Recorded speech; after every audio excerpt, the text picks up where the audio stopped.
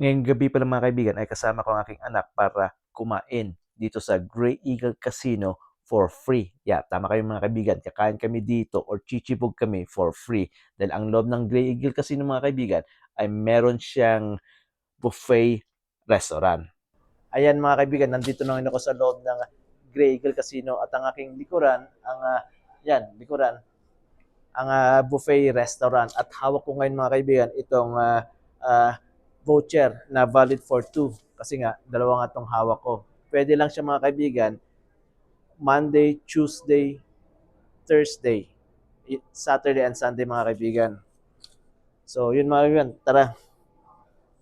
After pala kami kumain mamaya ng anak ko dito sa loob ng buffet restaurant, ibibigay ko lang mamaya sa server yung dalawang voucher na hawak ko para sa ganun free ang aming dinner for tonight mga kaibigan.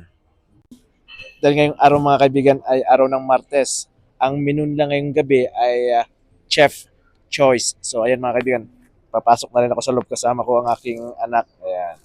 So tara, pasok na tayo.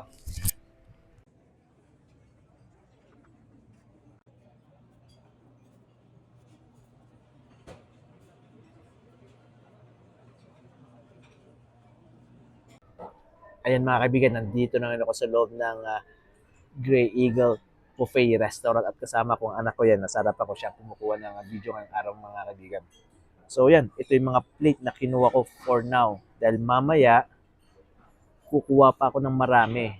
At hindi ko na rin pala binidyo mga kaibigan nung time na kumukuha ko ng pagkain sa likod kasi nga bawal, baka masita ko at baka palayasin ako dito. At pagkatapos kaming kumain mamaya, ito yung ibibigay ko sa server mamaya itong voucher. Magbibigay na lang ako ng tip ng server. Ayan. So yan ang kagandahan dito sa Canada mga kaibigan. Minsan nakakuha ka ng voucher. Kaya ito, mga rewards point. Ayan.